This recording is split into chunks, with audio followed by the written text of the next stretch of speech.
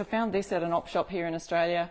It's just a metal can and it says decoration only, so you're not going to probably use it as a vase because sometimes these things may leak, you never know. It was just a couple of dollars. I like finding things like this that I can just paint up, create something a little bit different from them.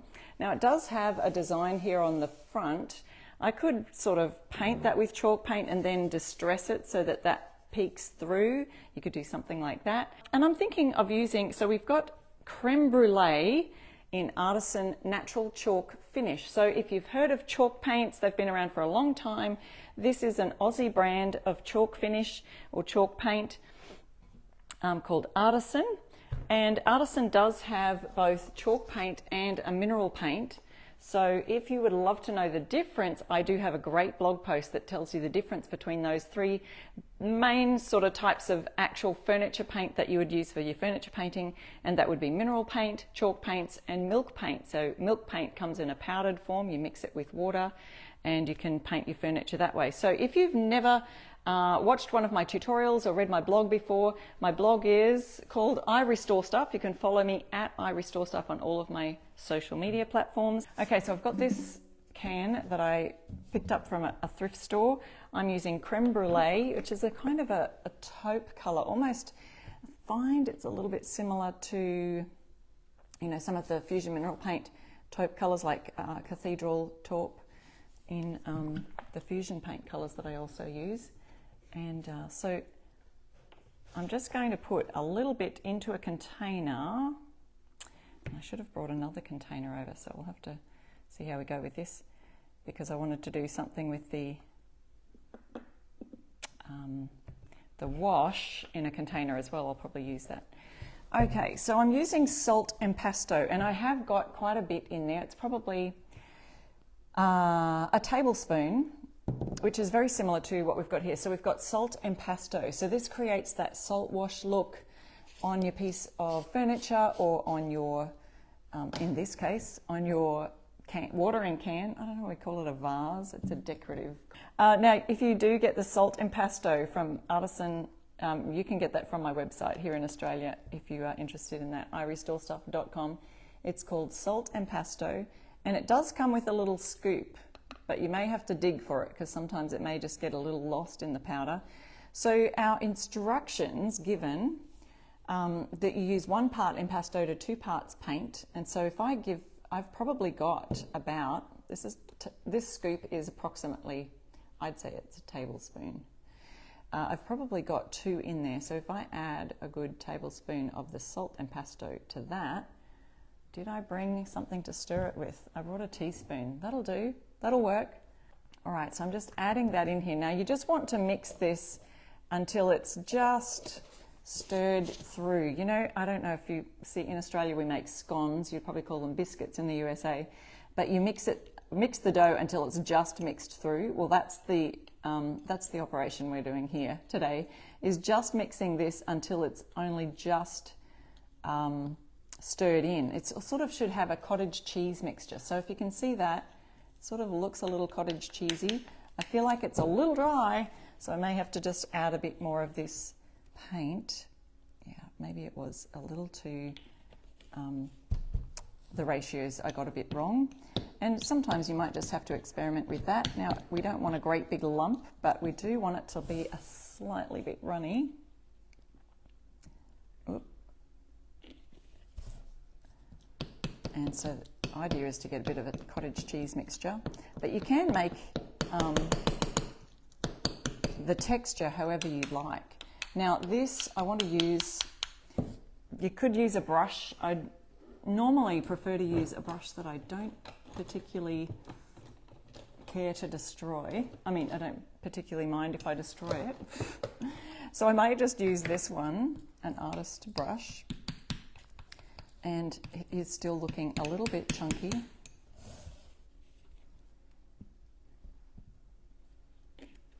This is called salt impasto, so similar to watching salt, similar to using salt wash. I'm in Brisbane, Queensland, so if you are in Brisbane, you can get this from my shop booth at Camp Hill Antique Centre. Okay, I'm using a great big lump of it here. You can see that there, but as you spread it around, we're creating sort of a textured finish here. So you'll spread it around, you'll see a little bit of the paint mixing with it, you'll see that impasto kind of leveling out as you squish it down. I'll bring that a bit closer. Squish it down. We don't want too many huge lumps up there, so as we go, we're sort of evening out the finish of it. I'm going to make a textured finish.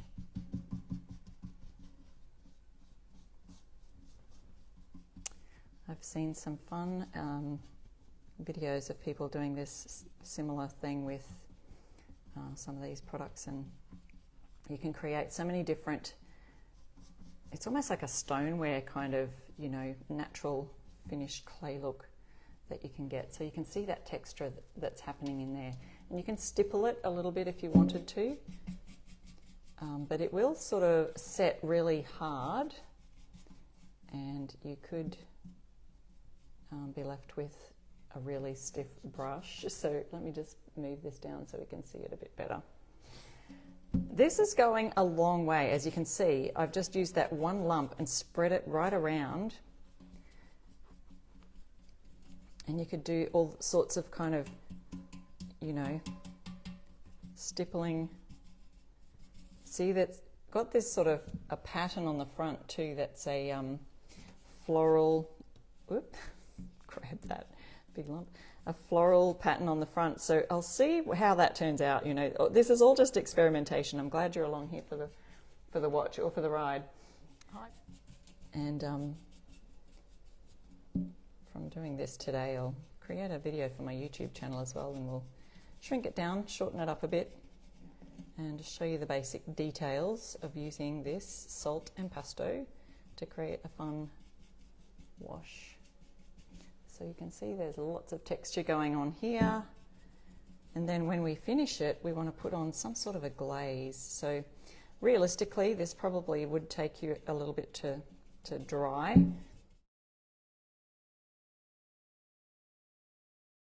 Underneath. Now this is starting to dry over this side. I've just got a little bit left to go over here, and my spackle, I call it, my salt impasto has it looks really chunky to put it on, but as you sort of start to spread it out using this brush, you could use a larger brush if you wanted to do a bit more, but I find that this is just going slow is helping me to spread out the lumps and create some nice texture going on here.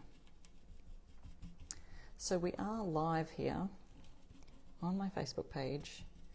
So this isn't one of those sped up video processes, but you're here watching, so ask me anything. Ask me any questions if you've got questions about painting furniture or decor.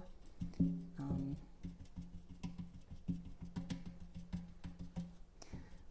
happy to answer those for you. I've got lots of great blog posts on my iRestoreSuff.com website.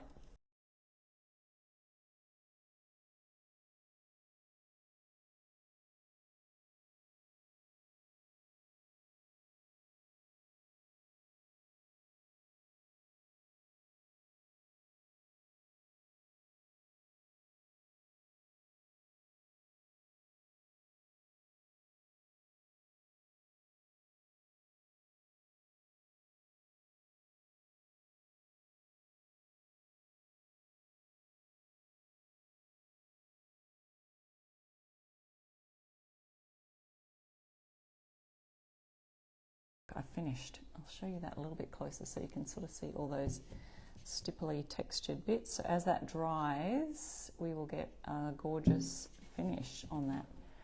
So it is getting quite dry. You can see little patchiness there, and that is that just drying. Now if I get the hairdryer and hit that with the hairdryer, I might even find if you do hit it fairly soon after you've painted it, sometimes chalk paint with that direct heat can get crackly, so you get that extra texture of crackles. So I don't see that happening just now, but I've got all of that nice yummy texture in there that I can create either a glaze over and then the glaze will sit into the crevices of that texture, or I could put a wash over it and the same thing we created. You could even add waxes to this finish. You see that texture in there. It gives it sort of like that stony look. A lovely wash. Now let's just have an experiment with this, and I'm not going to do the entire thing, but I thought I'd have a go at brushing on some of this charcoal black glaze, or I did think of doing a bit of a wash. So what I want to do with the glaze, the charcoal glaze, is add this first, and I'll just do one side of this. I'll just do this here. So I've run out of these here, so I'm just going to have to dip my brush into the glaze. This is not the way you do it, but this will work for now. Okay, so I've just got to stand so I can lean over and show you this as I go. So you can see all the stippling is going to create a lovely effect where I can brush the glaze on and it will sit within or inside all of those crevices. This is the charcoal black Artisan glaze. And then if I get my damp cloth, or just, yeah, it usually would be a damp cloth, just wipe over the surface, the glaze will sit inside down in the crevices, and it may or may not, it's making a liar out of me. Oh yeah, you can see that it's now being removed from some of those high points on top. So that's where we could then dry brush over the top of that in another colour. So it gives you that kind of a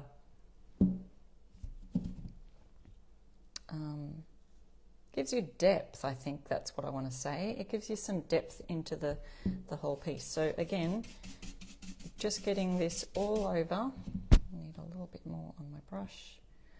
This is the glaze. And you're getting it down into those little crevices of all of the stippling that we did, all of that texture. And then you wipe off the surface as you go. So I need to get it down into here. Let's see some bits I missed. And then wipe it off the top.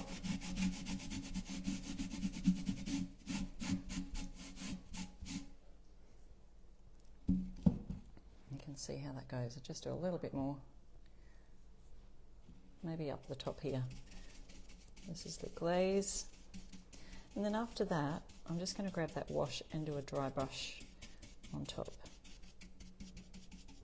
Maybe even, oops, sorry, did this again. Got to watch where my camera's pointed so I can get it in front of you. Okay, so there's the difference. We've got that creme brulee, then I've added a bit of glaze over the top. You can see where it all sort of sits in the texture of it.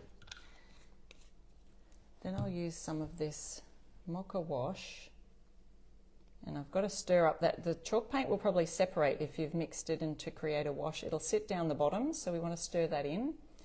And I'm going to dry off the brush as much as I can. This is how you do a dry brush method, and just you're hitting those high points. So the glaze has gone into the cracks and crevices, and the wash, I'm going to offload my brush, sort of like when I'm stenciling. I'm going to offload the brush onto some paper as much as I can. See, there's still a lot of that wash on there. And I just want to hit those high points. Trying to get rid of the paint off the brush. Just going to hit these high points on here. And you're getting just a little bit more of, I'll just do part of it. There we go. Just hitting up those points there, and you're getting a little bit more of it's a multicoloured look. Just had to look at that so I can see what I'm doing.